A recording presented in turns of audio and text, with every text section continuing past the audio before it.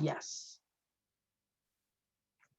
All right, perfect. All right, so welcome. Let me just review how this works one more time for the folks that just joined us in this space. This is a 75-minute webinar, and the way this works is I need about 24 to 48 hours to put the attendance into the other system. Once I do that, it's going to automatically send you a survey. Once you complete the survey, then you can print your certificate from your ADE Connect account. So I will not be sending out certificates. And then you'll know I've done all the things and put in attendance because I will send you a follow-up email like, hey, thanks for coming, here's some resources.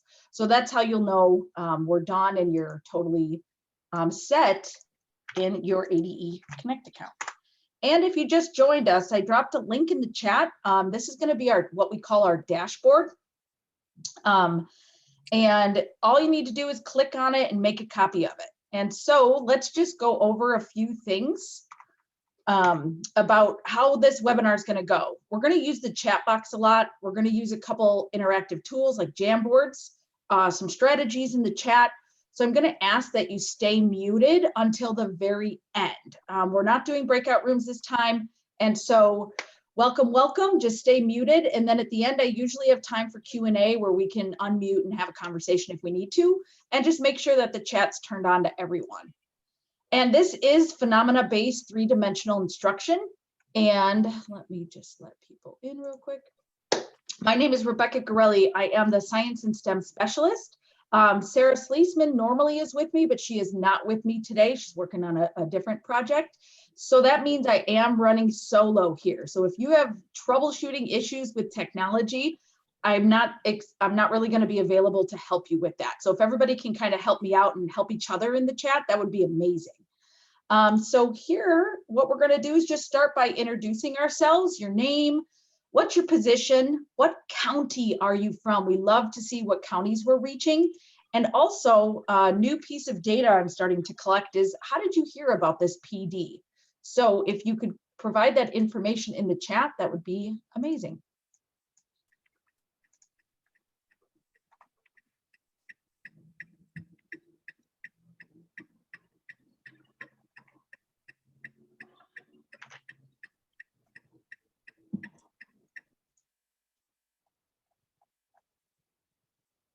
All right, so your name, your position, what county, and how did you hear about this PD?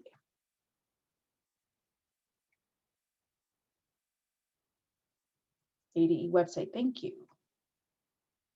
ADE website, awesome. Teacher told you, fantastic, thank you. Got Yuma, Pima County. All right, perfect. School newsletter. Thanks. ADE website, that's good. You're on the distribution.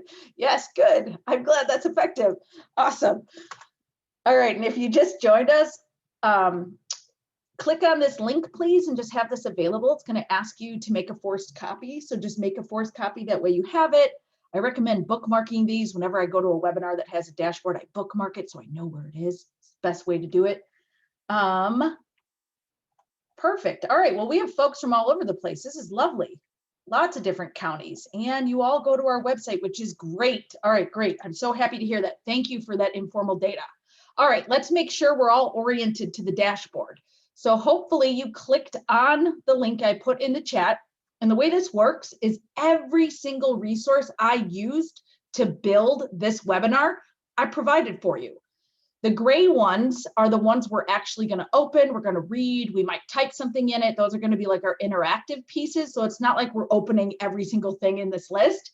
The grayed out cells are the ones that we will open, we will use, and we might do some activity around. And so what I'm hoping is that you can make sure you have this dashboard up, ready to go. And if you are ready, can you literally type ready in the chat so I can have a little, or I'm sorry, write done in the chat because you clicked on it, you made a forced copy, and now you're done with it and you're ready to go. Done. All right, 3 people, 4, 5, 6. You're the best. Thank you. Man, you guys are quick. Thanks. All right. So let me just show you a couple things on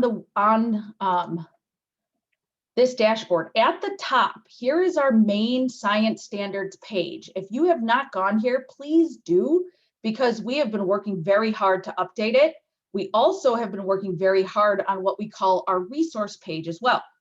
And I also, which is this link here, and then here, this is where you can register for any of our webinars, which I'm going to talk about a little bit later, but that's just a one-stop shop. You can get to all the things. So if you actually go to our science standards page, you don't have to click on it now. I just want to show you where all of our recorded webinars are. If you scroll down right here, literally every one of our webinars, we have the video, the PDF of the slide deck, and the resource page, which is the dashboard for every webinar. So this one is here, but this one's almost 2 years old. So that's why we're redoing it today with some more interactive pieces. So I will be swapping out this video. Okay, let's come back to the dashboard. All right, and as we go, if you are somebody who really likes to look at the slides, I did provide this a PDF of the slides for you right here in this first link.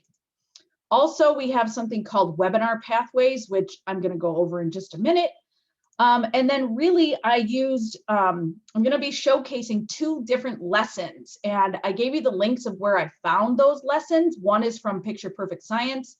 The other is Ambitious Science Teaching. And I'm going to, we're actually going to click on this one eventually at the kind of end of the webinar. And I'm going to show you how I did this with a K, like a K3 class. So anyway, those are the resources. And then once again, anything grayed out is going to be something you're literally going to come here, you're going to click it, you're going to read it, you're going to do something on it, that kind of thing. So there's not too many we're going to click, but I just want to make sure you understand how this all works. If you scroll down, I did at the bottom here, if you look at these blued out cells, if you're looking for lessons and units that incorporate phenomena, I linked some of my favorite places to get lessons. Some are free, some require a membership. Also down here are where do we go to find possible phenomena that might work with our standards. So I gave you 4 of my favorite websites also. We are not going to be clicking on any of these things today, but I just wanted you to know that they're all there and I'll talk about them at the end. All right, so let's get started. Hopefully everybody is good to go. All right, so as a reminder, this is a basic webinar, a beginning webinar on what is phenomena really and how does it relate to 3-dimensional instruction. And so this is what we call our webinar pathways. And I did link it for you in the dashboard. It's right here. So if you're kind of looking and saying, man, I really need more webinars or I need to, deepen my understanding, take a look at the webinars we have and then sign up for one. This is kind of a beginner one. And so I'm going to hope you have a little bit of knowledge about 3-dimensional instruction, but really we're focusing on the phenomena part of 3-dimensional instruction. Not so much what the 3 dimensions are, but how phenomena ties them all together. That's our focus. And so I'm just going to invite you to read over our goals for today.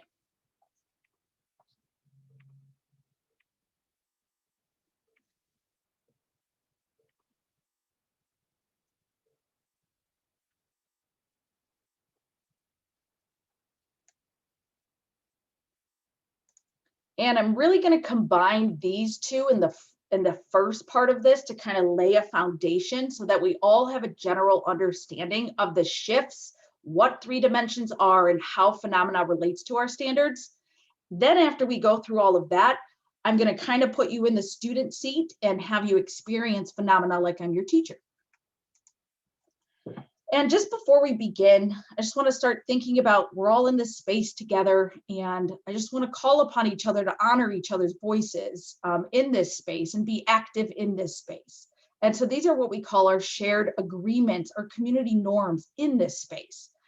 And it's really about committing to doing the work. There are going to be things where I ask you to participate, whether in the chat or a Jamboard or open, Q&A at the end. Just take part as best as you can, and that's going to help us all think through everything. If you have something to contribute, please feel free to put it in the chat. I am not the only expert in this room. I know that.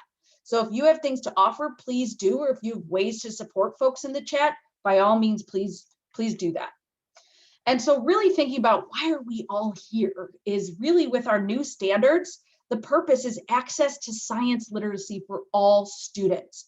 Our goal is really to make sure that our new science standards, which are written and based on this framework right here, which is a contemporary piece of research that explains how students learn science and helps educators really ensure that we provide access to all learners to engage in science learning. And so I want us to just be mindful of that. Give me 1 second. There's a couple more folks coming in. And since I am by myself, it might take me a second. Okay. And if you just joined us, please click on that link in the chat and open that document. And so let's just take stock for a second. Where are you on this spectrum as far as comfort level with the science standards that were adopted in 2018? In the chat, are you down here in the A? Are you like a B, a C, a D, or an E? Take a moment and put your response in the chat, and there's no judgment. All levels of experience are welcome.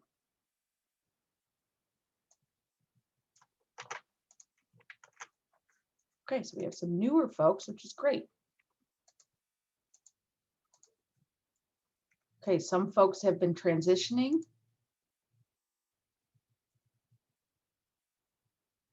It's all good. No worries about being late. Here is the, let's get the dashboard link.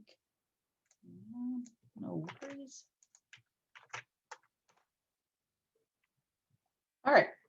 So this is actually good. When I started doing this webinar, we had a lot of A's. So this is great that people are finally progressing towards implementing these new standards, which is lovely. All right, great.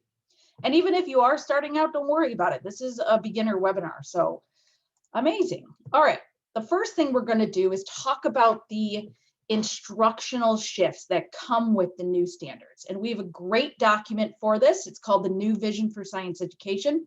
And I know if you've been in one of my webinars before, we always read this document. Quite frankly, it's a grounding document. It grounds us in where we have come from on this left-hand side and where we're progressing towards. Because on this side, we're moving away from those performance objectives of the old standards and moving towards a more student-centered approach, a constructivist approach to teaching science. And so what we're going to do, let's go to the dashboard and open number 3, which is right here, the first grayed out cell. And I'm going to give us about 2 minutes to read the document. And my favorite way to read this document is from left to right. So left to right, like they're rows, because those are ideas that go together. So for 2 minutes, we're going to quietly go into what we call the alone zone. I'm going to think by myself first. And after the 2 minutes is up, and I will set a timer, we're going to use a chat strategy called a waterfall chat. And what that means is we're all going to write in the chat, but we're not going to hit enter because I don't want everyone to see what I'm thinking yet. We're all going to hit enter at the same time and let the ideas waterfall through the chat. So 2 minutes of think time, open number 3 in the dashboard, and I will start the timer right now.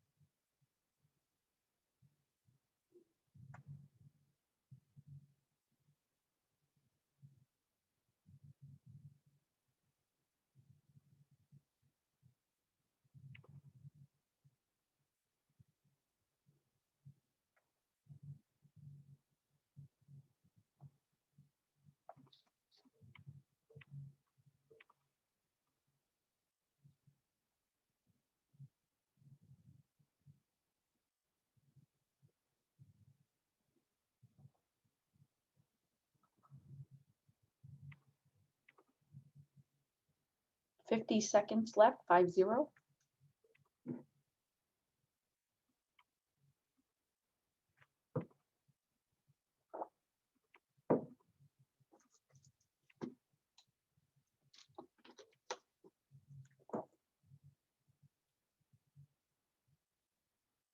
30 seconds.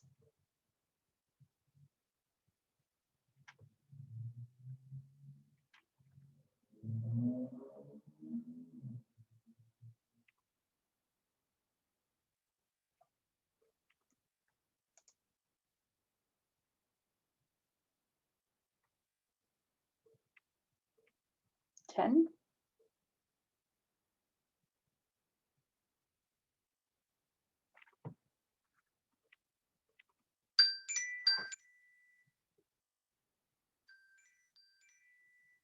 Okay, timer is up. And so now what we're going to do, pick 2 items that really stuck out to you as being a shift from the old standards to the new.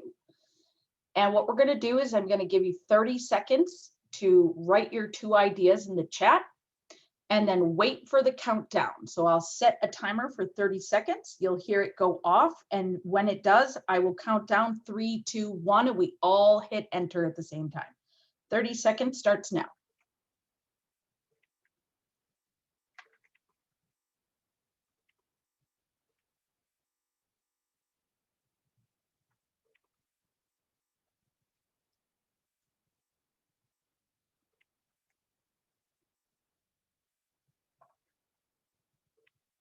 Eight seconds.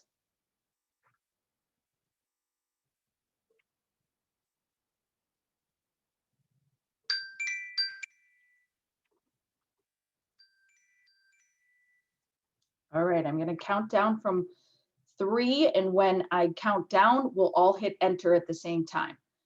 3, 2, 1, enter. All right, now we get to go look at trends in the data and see what everybody thought. No cookie cutter labs, open questions, students conducting investigations, students are focused, depth of knowledge, not memorizing vocabulary. Yay, students are engaged. Students less on teacher. I am noticing a pattern in our data. I see the word students repeatedly. And as you scroll back up, are you noticing that pattern that I see? Systems thinking, student-centered, rich in curiosity, absolutely. Student-centered, perfect. And so I love the waterfall chat because it really is easy to see all the data and look for patterns in the data. So thank you for that. And so with these new shifts, we like to use this visual because it really drives home what we're trying to do and progress towards with these new standards. In the old standards, the performance objectives, they were very surface level. It was about memorizing vocabulary, worksheets, pre-planned outcomes, cookbook lessons, lecture, teacher-led, teacher-directed. And we realized that students were literally just learning about isolated facts about science. Kids just thought science was about vocabulary terms, and it's not. And what we realized is with this new piece of research that our standards are built upon is that we have to shift, and that requires some learning and some doing on behalf of students and teachers. And on the new side, on the more of side over here, you see that we're engaging, exploring, explaining, and thinking, and investigating, and modeling, and arguing, doing all the things that scientists and engineers actually do themselves. So we're really trying to put the kids in the position of the scientist and engineer, and have them figure out the world around them instead of memorizing vocabulary facts or learning about isolated facts that are not interconnected. And so what I'd like to introduce you to, if you haven't heard of this before, is what we call 2 labels for instruction. And our old standards really fell in this one frame. And if you think of this like a spectrum, the information frame is our old standards, the performance objectives. And then the information frame, it's the teacher focusing on disseminating information out to the students. Students are the ones to absorb the information.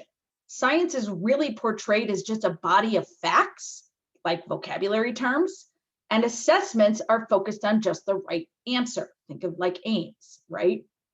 And that's the frame where kids are just asked to know about and memorize facts and regurgitate information. On the other side of that instruction frame is what we call the sense-making frame. And that is why you're here today, is because we all are struggling together to move from one of these frames, the information frame, to the sense-making frame. And we're going to keep progressing as we continue to implement our standards. In this frame, the teacher is focused on conceptual understanding through a constructivist approach. Our students are focused on understanding the world around them.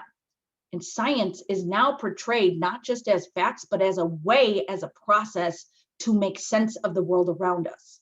And assessments will now be focused on using evidence to support your conclusions, your claims, your generalizations. So our goal is to get down on this side of the instruction frame spectrum. And so let's just do a little brief background on like, where did our standards come from and what's in these documents that relates to phenomena. We're going to tie it all together. So first, we start with, this is the framework for K-12 science education. And if you're looking for this document, it is linked. I gave you a PDF version in number 4 in the dashboard. This is the framework that standards across the nation have been built from. So it's a framework. Standards are built from frameworks. The Next Generation Science Standards, or NGSS, is built from this document, this research document. Our standards are also built from this framework. So while we do have some things in common with NGSS, we are not an NGSS state. And the main reason for that is because we added an additional research document to develop our standards called Working with Big Ideas in Science Education. And so we are what is called not an NGSS state because we did not adopt the Next Generation Science Standards. We are a framework-based state. There are other states like us because we are based on the framework.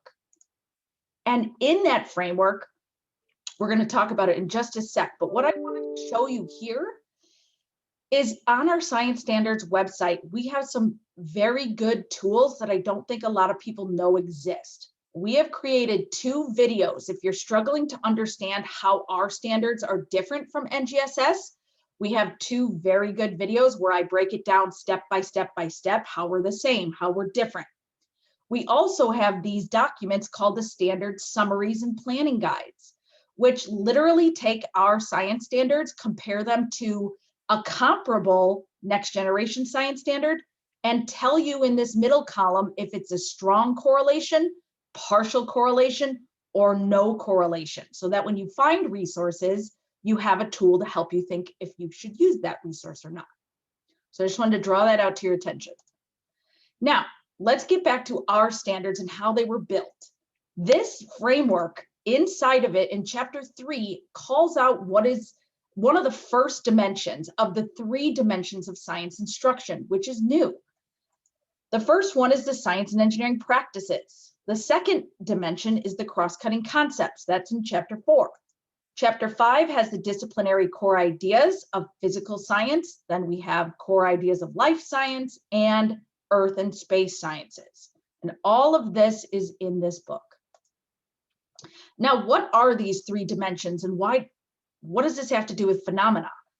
Well, let's start with the blue. These are what we call one of the dimensions, the science and engineering practices. These are what students literally do to engage with phenomena and figure it out.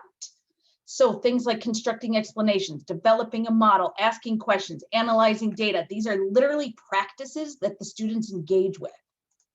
In the center here in the green section, we have 7 cross-cutting concepts, which are the lenses through which students think about the phenomena and a lens through which I can gather more evidence to help me understand what's causing that phenomena to happen. In the center here, the yellow, are our core ideas, which are basically the big ideas in science that need to be explained in physical, life, earth, and space science. And so our standards are built in a 3-dimensional fashion, but really, if you look at this graphic, what ties them all together is phenomena. Because the way you're going to use the practices, the way you're going to use the concepts, the content you're going to choose a phenomena for, all has to do with the phenomena. And we start with phenomena when we engage students in this type of learning. And so what we're going to do is we're going to watch a very basic video on the 3 dimensions of science instruction. Now, it is an NGSS video, and if you've been in one of my webinars, you probably have seen this video, so I apologize, but it really is the best video out there to help beginners to even, experts understand the 3 dimensions. But this time we watch it, I'm going to put on a different lens. This is about 7 minutes long. And I want you to look for examples of phenomena that is being used both with professional educators and students. And so this is an NGSS video. And I know I said we're not an NGSS state, and we're not, but guess what? We have the 3 dimensions, and this video is about the 3 dimensions, which we have in common with the NGSS. So I'm going to get the video ready. And if you're looking for this video, I did put it in the dashboard. It's number 6. So give me 1 minute. And when we come back from the video, we're going to type in the chat, what examples did you see of phenomena? I'm just trying to see what you're thinking about phenomena at this point in time without defining it. So here we go.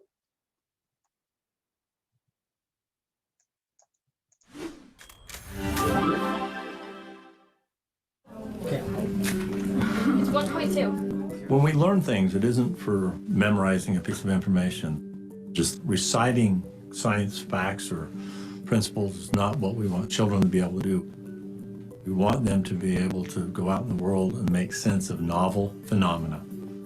So making sense of things really is engaging in a performance and saying, I need to construct an explanation of why or how this occurs. Okay, let's get started. Are you ready?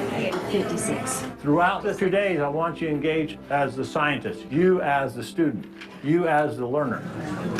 If it was room temperature water, would it be behaving in the same way? What's the science behind this? What's happening?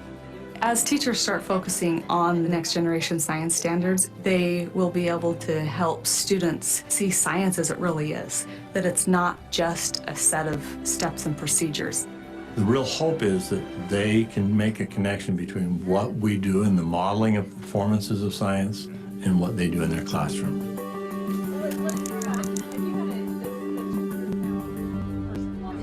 Oh, wow. In this day and age, one of the factors influencing the next generation science standards is the globalization, understanding we're in a global community. We're not kind of an isolated entity here. The next generation science standards takes the vision from the framework for K-12 science education and puts it into a set of performance expectations. And it calls for the students to actively engage in science. It sets out parameters for science education, clear goals, along with describing the 3 dimensions that students can engage in to make sense of science. 3 dimensions are the cross-cutting concepts, the science and engineering practices, and the disciplinary core ideas. Most of those ideas are not new. The integration of them, pulling those 3 dimensions together, is new. If we're going to have the kids doing that, instruction has to reflect that. What I'm walking away from today, kind of a big shift for me, is we can focus in on something very specific to help teach a much broader, bigger idea, that it actually helps the students be able to do that application to new scenarios, new situations. Cross-cutting concepts. There's 7 of them. The way we've organized them is around causality, structure and function, systems, scale and proportion, change and stability, matter and energy, and then the last thing, pattern. These cross-cutting concepts are tools that you provide to the children, and they use those tools to make sense of phenomena. So we're looking for changes in the system. There's condensation on the outside. The cross-cutting concepts are a way of organizing the phenomena in terms of what the system is that's being studied. What did you define as your system? We included in our system also the surrounding air. The idea that there's a cause-effect relationship. What's causing the cloudiness? That's causing the bubbles to come off of the ice. It's going to get pushed in the direction of the wind, right? And finally, patterns used as evidence to support their explanations. So to me, the pattern is just the fluttering back and forth, right? Do you have a question in mind? Why that pattern, that The back and forth pattern? What Yeah. if we change the direction of the flag? If we turn it this way? Okay. I want to go inside and make a little paper flag that we can blow on and manipulate. The practices are a set of things that children do in engaging in science performances. Asking questions right here, that's what students do. As a professional teacher, you have to create an environment in which students are asking questions that help them make sense of things.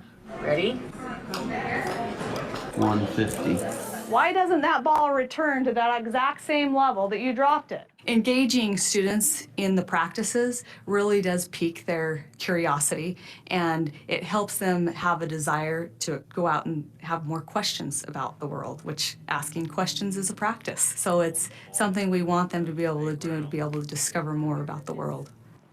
What else contributes to it not reaching its maximum height that it started at? The pull of gravity.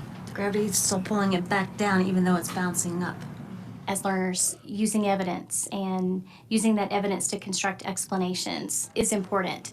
I think having those experiences will really help students own the content. More bounce, more energy in the bounce, and that's really the kinetic energy.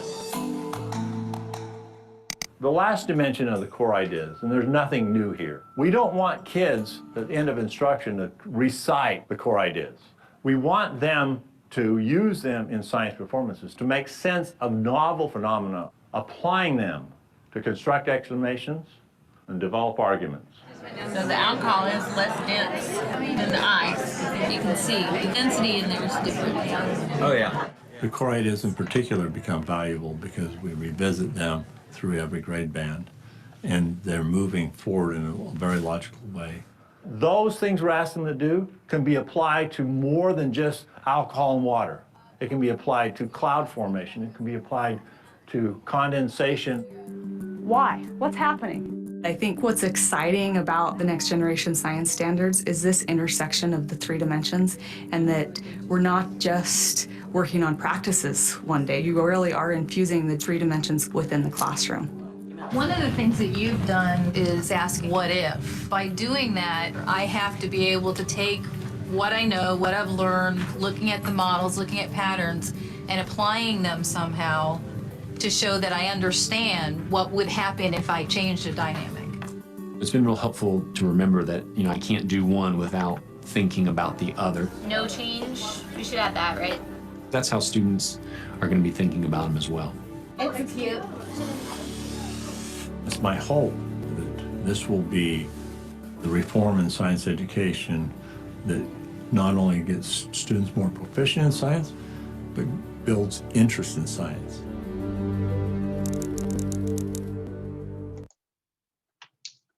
Okay, welcome back.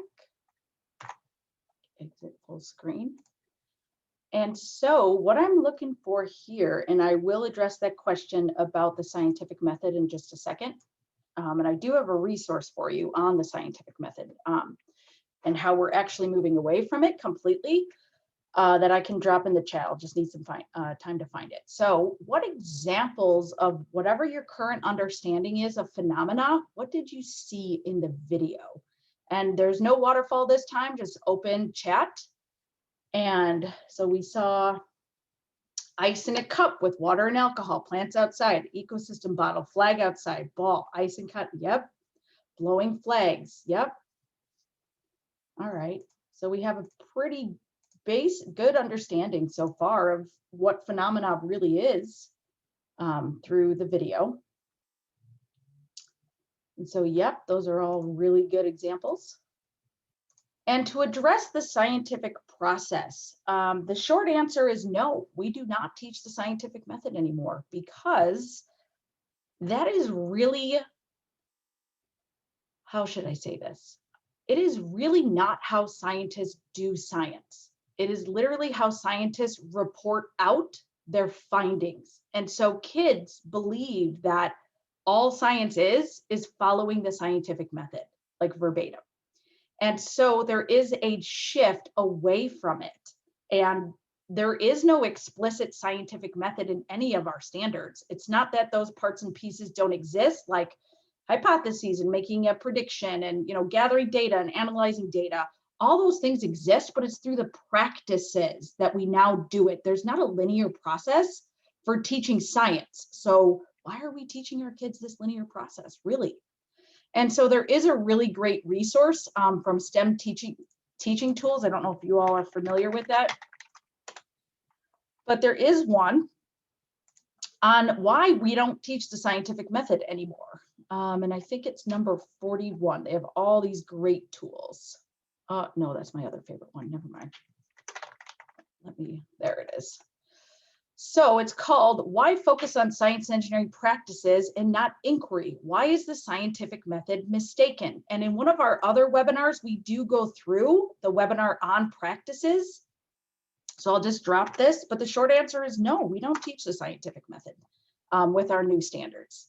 It's not that those parts and pieces aren't there, we just don't teach a linear process anymore. That's because that's how scientists report out science, not how they actually do the science. Science is iterative.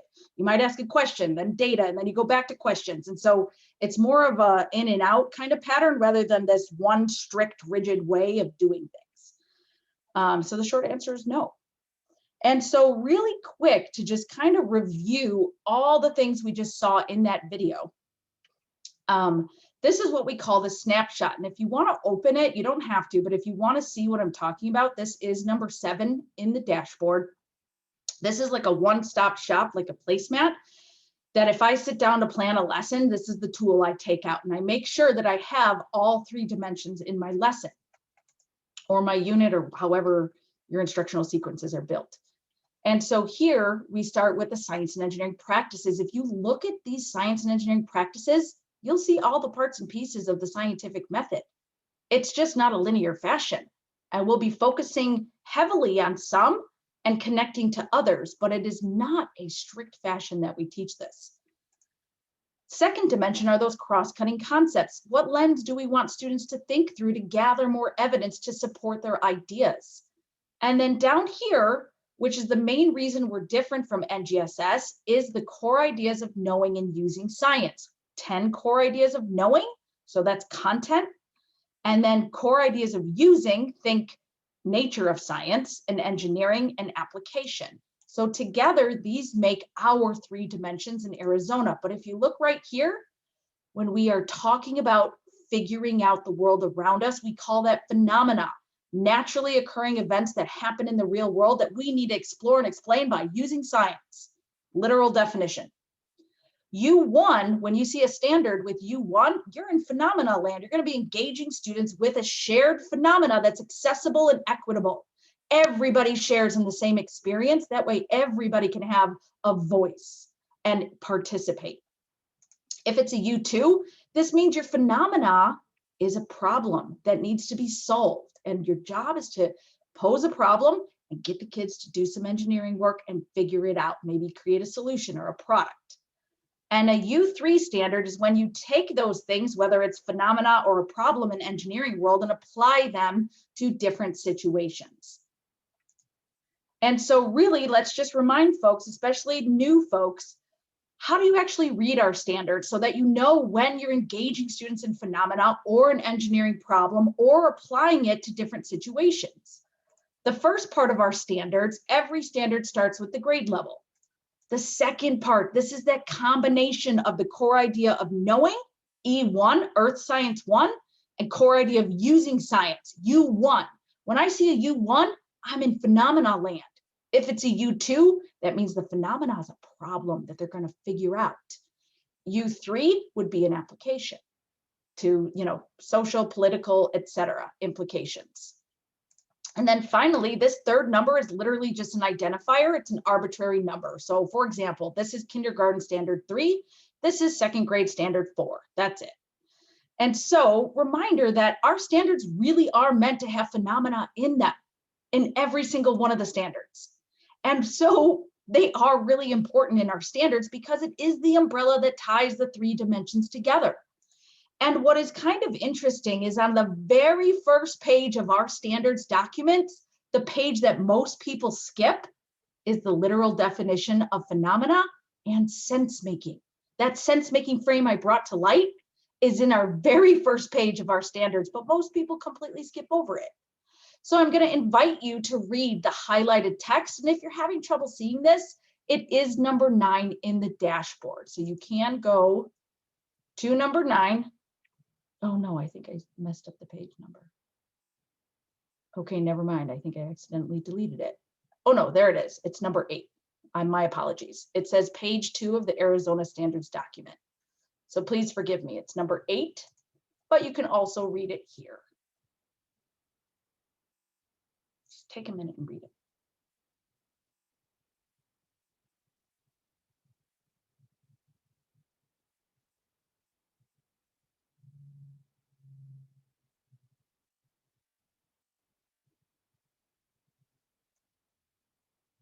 And so really phenomena are around us every day. Right now I'm sitting here, I had hot coffee. It's not hot anymore. That's a phenomena. What is causing that thing to happen? Is my job as a science educator to guide the students into figuring out, why is my coffee not hot anymore? That's a phenomena. That just happened to me right now. Super simple. So it's really observable events around us. Since they're observable, it means it is the effect. And our job is to seek out what's causing that thing to happen. And sense making is where we're going. That's why this is a constructivist approach, not a linear process like the scientific method. We're constructing our knowledge through these practices and through the crosscuts.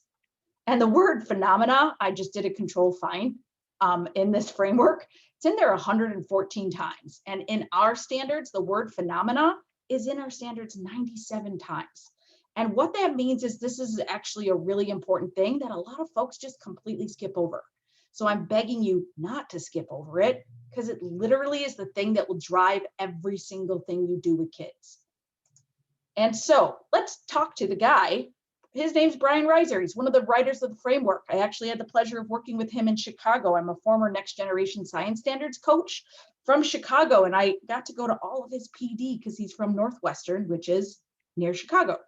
And so Brian Reiser is just going to give us a little intro into why does phenomena matter? Why do we need this thing in our lessons? So it's really short. It's like 2-3 minutes. Here it is. Phenomena are really key in NGSS. What we really are after with NGSS is helping kids connect what they're learning about the science to what goes on in the world, not just learning in the abstract. And by phenomena, we mean, what is it that's happening in the world that we need our science to explain? Or what is the problem in the world, and what aspects of the problem in the world are we trying to engineer or change around to solve some problem? So rather than just learning about science or learning to do some engineering, we're trying to figure out how to connect that to something important in the world. And we call the thing that's happening that we want to understand or change the phenomena. Well, phenomena are very common in science classrooms because we always like to take ideas and see how they play out in the real world. But I think one of the biggest shifts in NGSS is really using phenomena in a different way, using phenomena as the starting point, using phenomena to raise questions so that we build the science knowledge or work on engineering problems in the context of trying to understand or solve a problem. So rather than teaching the idea first and then giving the phenomena as an exemplar, we often start with the phenomena, because that is the thing that we need to explain. That is the thing that motivates the knowledge that we need to figure out. And that is the thing in the world that directs the knowledge building that we need to do. So rather than learn the science and apply it to the phenomena, we often want to start with the phenomena that we're trying to understand and build the science knowledge in order to make progress in modeling or explaining that phenomena. Maybe continuing to return to the phenomena as we make more and more progress and build more sophisticated versions of that understanding. So they're not something we bring in after the fact. They're something that we thread through and become the context in which we're applying the science knowledge as we're building it. The whole idea of NGSS is to make learning more meaningful for kids by engaging them not just in sort of the bare facts, but what are the big ideas behind those facts, and not just in sort of learning about facts or ideas that other people have figured out, but by engaging in the process of figuring them out themselves, and with help, of course, from teachers. But that process of figuring out makes what we're building in the science classroom much more meaningful for kids. All right, and so that's just someone who literally wrote the book on this, explaining the importance. And so let's just get our feet wet like a tiny bit. This is not a really hard activity. And so I have this picture for you. I want you to just make some observations. Look at this picture for 30 seconds. What are some things that are actually in your view that we could try to figure out or explore in this picture? And in the chat box, list as many as you can. What are the phenomena in this picture?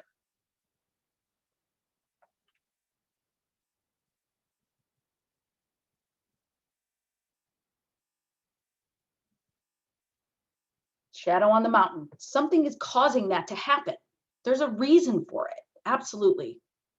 The mountain is flat. I noticed the mountain's flat. Why did that happen? Something caused that to happen.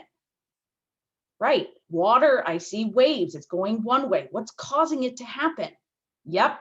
All of those things are literally the effect. Something is causing it to happen, and now I can see it. I can observe it.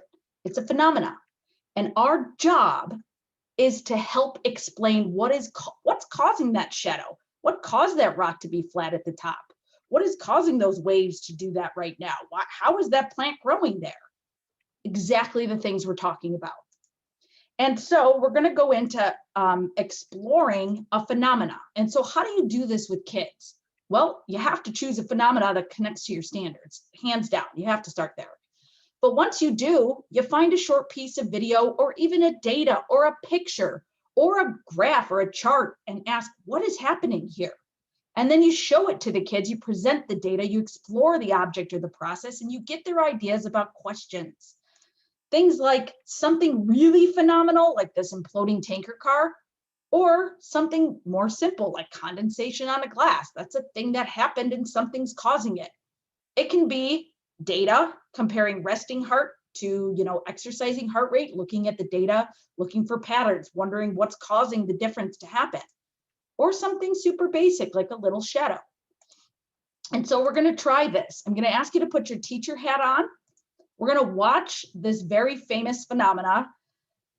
And again, it doesn't have to be this crazy. I'm going to show you a much simpler one later, but there's a lot of resources on this one. That's why I picked it.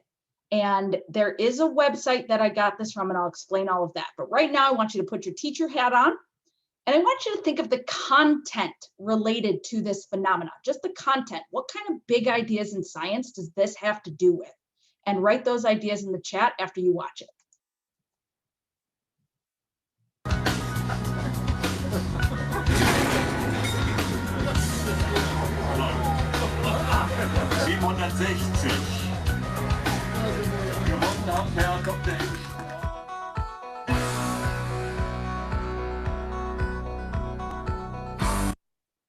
All right, so what content? Because if I find something cool online, I need to know if the content actually matches my standards first and foremost. So what kind of content do you think is related to this? Just drop some ideas in the chat.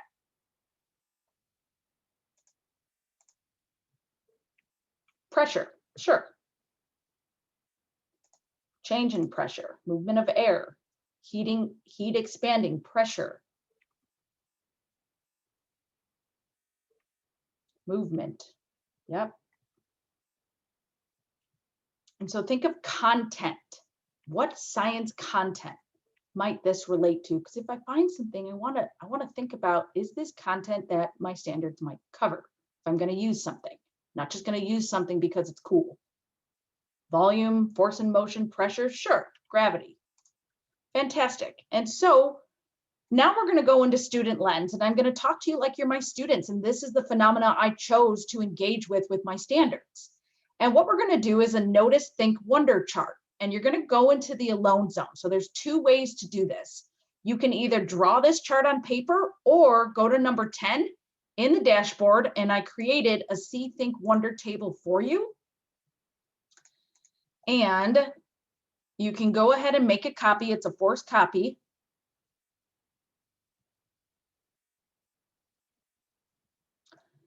And here is your chart if you'd like to use a digital copy. And so your choice, either write it on paper or use this chart. And so let's come on back. As soon as you're ready, can you type ready in the chat box? Like you either have this written out or you've gone to the dashboard and you've made a copy and you're ready to go. All right, we got 4 people ready. 4 people ready. Okay, perfect. All right, so I'm gonna move us a little faster because I think I'm running out of time, but that's okay. All right, we're gonna watch the video again, and you as a student are going to go into the alone zone. That means you think by yourself, and this is critical for kids with our new standards because oftentimes we show them something and then go, turn and talk to your partner. And that's a mistake because they haven't had time to construct their own knowledge first before sharing. Remember, this is about equity. We're all going to have the same phenomena experience. Now we all need time to think either in our own language, in our own writing, in our own drawings, in our own head to construct our own knowledge before sharing with anybody else. And what that also does is it then provides time and space for kids to commit to their thinking, and everyone will have something to share when you finally do ask them to share. So in the notice, this is where you're going to write your observations. What do you see? In the think, what this is do you have any experience with things like this before? Have you ever seen anything implode before? And if you have, what do you think is causing that to happen? Remember, we want to know about the causes. Just think about it. Then you're going to write questions. At least get one question in here about how or why this is happening. How or why. We want to be able to explain things, so we need how and why questions. And here we go. We're going to watch it again, and as we play it, you're going to fill in this chart. Here we go.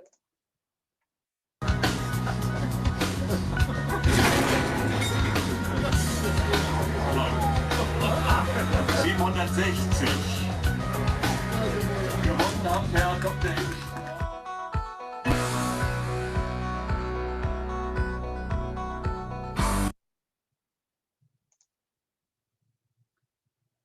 So remember, questions, how or why. So we're kind of running out of time, but get at least one observation, maybe put at least one thing in each box. That'll be at least good enough. And I'll play it again if you need it.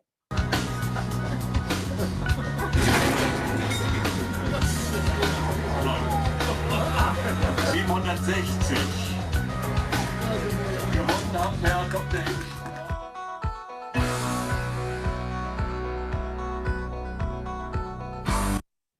Just think about what's causing that to happen.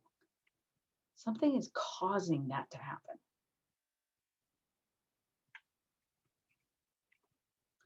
All right, and I'm just going to gently push us along. And hopefully you have at least one observation. If you have two, great. If you only have one, totally fine. We're going to do another waterfall. This is called a noticings waterfall, where now I've had time to think by myself. Now I'm going to share with others, and I'm going to use the chat box. And so pick one thing to share. I'll give us 30 seconds to write something down. When the timer goes off, I will count down 3, 2, 1. So 30 seconds. Pick one observation. Just what did you notice? What did you see? Not what you think has happened, just what did you see? What did you notice?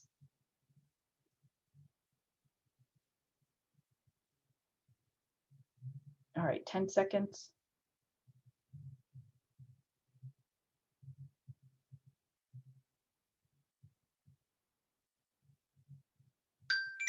All right, I'm going to count down.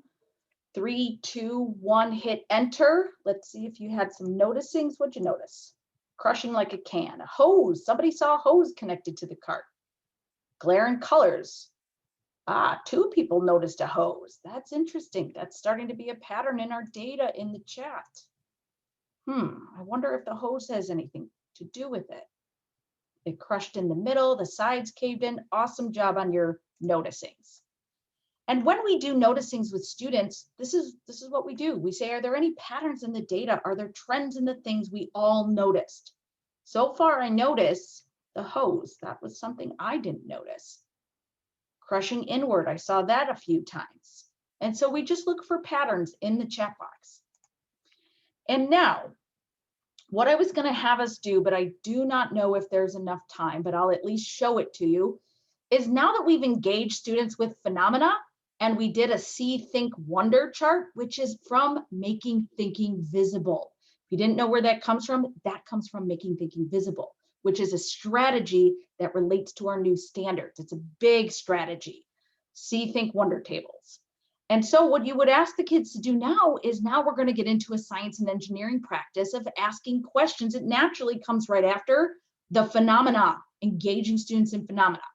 So what we were going to do if we had a ton of time is we would do what's called a Wonderings Jamboard. And this is what I would do with students also.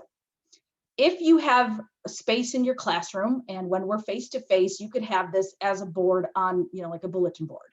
It's called a driving question board, and it's a place where we put our wonderings, and then as we figure them out over time, we write answers to them. And if we have more questions, we add more questions to it. And so what I was going to have us do, but in essence of time, I'm just going to high level walk you through it, is we would go, and if you want to see the Jamboard, go ahead. And I was going to have you go by birthdays. So if your birthday is January through June, you would click that one. If you're July through December, you click that one. And so I'll just show you what this looks like. And this is a great tool with kids right after you engage in a phenomena. And what they do is I built a Jamboard, and each kid can put one question up here. So if you have time and you're really good at Jamboard, you know how to use it, you want to drop a question in here, go ahead. But all they do is write a Post-it on blue and type one of their questions. So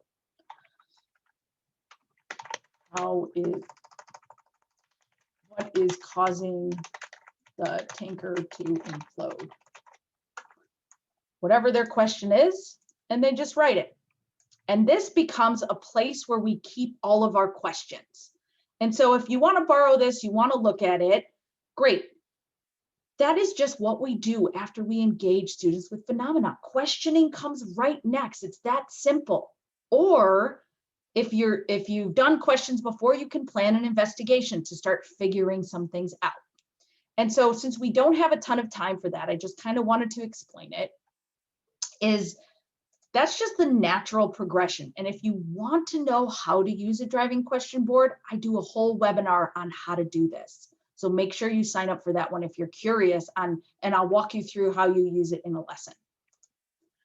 And so since we're staying high level with the tanker car, if after the questioning and after the noticing and the wondering, here's what happens next in the lesson sequence, is the kids have to now start to think about what do they think is happening? And we do that through modeling. We do an initial model. And this is a real video. And if you're wondering where I got this, there's an amazing site called Ambitious Science Teaching. And I linked it in the dashboard specifically to this amazing teacher's video gallery of this whole unit. This was her anchoring phenomena for a unit. They worked on multiple investigations to figure out what was happening. And it's a high school gas laws unit. And so she has them individually think, creating a model. Then each kid has their own model. They go together and combine their ideas into one group model, which is called a consensus model. And you can see them drawing the tanker car here. And so would the kids be able to do all of these things if there was no phenomena? Phenomena provides the curiosity, the motivation, and the reason for drawing the models. We're trying to figure out what's happening and what's causing that thing to happen. It drives everything we do. And so how do we launch this with kids? Well, you pick a phenomena that starts, with your standard. It connects to your standard. You set up an expectation. Whenever we engage in phenomena, you're going to observe something that we have to figure out. Then asking questions generally comes next. Using prior knowledges in that think section is really good. And then what you do with a driving question board is you prioritize your questions and you say, all right, now we have all your questions. Which of these is going to help us figure this out next? And if you're wondering how you do that with kids, come to the driving question webinar and I'll show you how to do that. But it really puts the kids in the driver's seat, and together we decide what do we want to figure out next? And now we can start investigating or researching or doing more. And so think, and we're not going to go in the chat, but really, how is this different from what typically happens in science classrooms with the scientific method or how you learned as a kid? It's different. We need to think about that. And so this is what we call, oh, I put in new animation, sorry. This is called a sequence to promote sense making. You start with a phenomena. Immediately, the kids are wondering what's happening. You build curiosity and motivation, so they start to ask questions and put their own thinking on paper first. They did their own thinking here, and they do their own thinking with an initial model. Then we bring it to the rest of the class, and we start using practices like modeling, explaining. And then we come back and go, what did we figure out? And do we have new questions? And if we do, we put them back on the driving question board. And really, these are the components, not only for distance learning, that you need to have in order to engage students in this sort of work.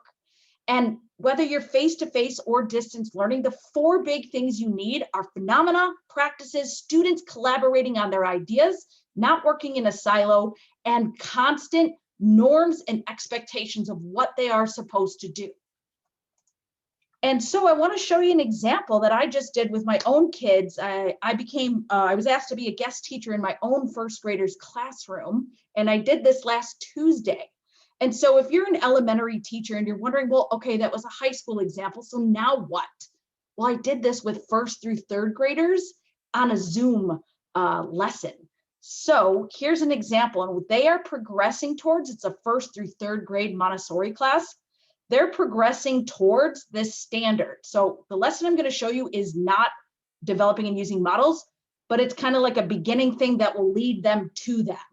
Because a standard is not a one lesson thing. I have to build things to get them towards that standard. And so this is about describing how light and sound waves transfer energy. And if you want to follow along with me, take a look at this video and then open number 2 in the dashboard, which I labeled here. It's called Jamboard of Mystery Beads. And I'll show you exactly how I did this online last Tuesday. And so let's watch the video. Here's the phenomena. I didn't show this to the kids. They actually did it themselves, but I took a video so you understood.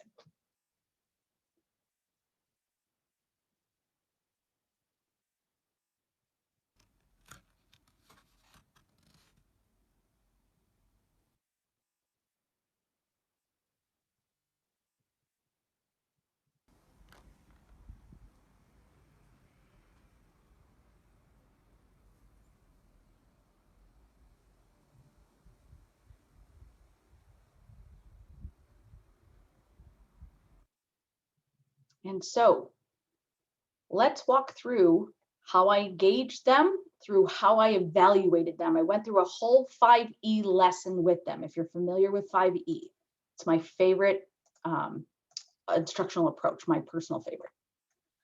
And so if you click on number 2, the Jamboard of Mystery Beads, this is literally the Jamboard I built for my daughter's class. Come on. Okay. And so here's the engage. My daughter and I made baggies for all the kids and dropped them off at school. They had 2 pipe cleaners, 10 beads. And then I just want to show you that they did engage. They did it on their own. They brought out their bracelets. They went outside. They collected data while they were inside. Then they went outside and then collected data. And so if you toggle through, what I did is I had them make observations. I did a See, Think, Wonder chart with the 1st through 3rd graders. We did indoor, and I blocked out the kids' names.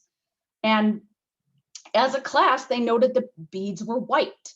And then when they were outdoor, they noticed they changed colors. And as I did this noticing, we then went here and I had them color. They colored these white and then colored the outdoor beads, and they can notice the change.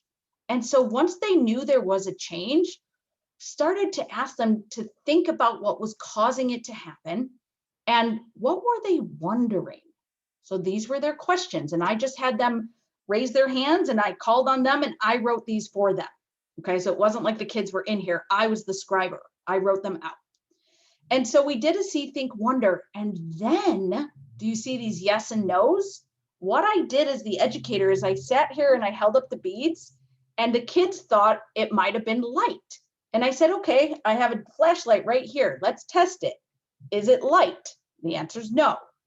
Somebody said they thought it was cold outside and that's why they changed. So I brought out ice and it didn't change color. So we said no. Somebody thought it was the material. I said, that might be something we have to figure out later. Let's save that. And then a couple kids thought it had to do with the sun. And so we all went back outside and decided, yes, it was something with the sun. But what is it? And so we read a little article where we discovered that it is called UV light. They figured it out. So they wrote a scientific explanation and I helped them write it. Then we did an elaborate. We read a story called Sunshine on My Shoulders, talked about the good things and the bad things about sun. We did a sunscreen test. We put sunscreen on one of the beads to see if it lessened the amount of UV light and if it actually blocked it, which it did. The color was much less. Then I did an evaluate. This was the evaluate piece on, when you're in the sun, you need to wear sunscreen and a hat. It helps block UV light. So the purpose of me showing you this is that kids can do this in the lower grades. These are K2 lessons that come from Picture Perfect. And if you're not familiar, these are great. You do have to purchase the book, but they're phenomenal and they have phenomena. It's amazing. And so, yeah, it was awesome, Monique. Thank you. The kids loved it. They were engaged, even in a digital setting. My kid is remote. They can do this stuff. I just have to guide them to what they're trying to figure out and provide the space, doing all those things with them. And so I do have this video for you, but we don't have time to watch it. But I did link it because if you want to wrap your head around more about phenomena and sense making, this guy, Paul Anderson, is amazing. And he puts these awesome videos together. So I did link it in the dashboard for you to use on your own discretion. And also, I found this amazing article that talks about, and I don't know how old you all are, but when I've been teaching for 17 years now. And so back in the day, it was all about the hook. We always had to write lesson plans with this initial hook. And it talks about how phenomena used to be that hook, but now it's something totally different. It's this thing that drives all the learning. So we were going to read it, but that's okay. There's not enough time. But really my favorite parts, phenomena drives the lesson. They're observable, and it's crucial for equity and access. Every kid needs to experience the same phenomena. Every kid needs time to commit to their own thinking. Every kid can contribute to the conversation. And so this table is from this really short article. It's number 13 right here. So definitely read it. It's only 2 pages, but that table is amazing and helps you understand how this is different from what we've done in the past. And then really, like, how do we select phenomena? Well, it's got to be real world, right? I just showed you the beads. I did that with the kids. Real world, go outside, see what happens. Super easy. You can have data, but it's not a requirement. Don't think, man, I really want to use this thing, but I don't have any data. The kids are going to generate the data. All 3 dimensions need to be there. Phenomena don't have to be phenomenal. Coffee in a cup, mystery beads going in the sun. Simple things. It can be really crazy like this amazing phenomena, but guess what? I can do something simple like a shadow. I can do something simple like these beads. That something happened to these beads and we have to figure out what it is. Super simple. And really, to find good phenomena, you got to spark curiosity and wonder. It doesn't have to be wow, like blowing up a volcano, that classic one, but now I need to figure out what's happening. It needs to be investigated, whether researched or hands-on materials and experimenting. And obviously it needs to address your standards. And make sure to not pick something that is just cool for the sake of being cool and outside your subject content. If it doesn't surprise or generate curiosity, then you have to do all the work. And that's not what we're doing here. So make sure it generates curiosity so the students are motivated to figure it out. Make sure your phenomena is not too hard. They really need to be able to figure out parts and pieces if we're going to keep them motivated. And make sure it's not too complex and they're going to give up and go, well, it's magic, I can't figure it out. And so if you want to know how to design phenomena-based instruction, we have this great one-pager, but it's really simple. You start with your standard. Here's a 3rd grade one. And then I look, this is Life Science Core Idea 2, which has to do with organisms being interdependent. U1 means I'm using phenomena and sense making. Now that I've broken down my standard, I think about the parts and pieces. What kind of phenomena? I immediately thought of bees, interdependence on flowers.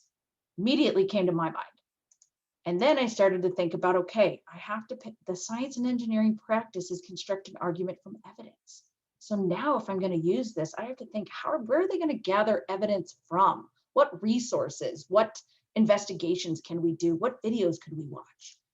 And then what lens through which I want them to think, which cross-cutting concept. And I could think about structure and function because that's what this is. There's different structures that have different functions for interdependence, systems and system models.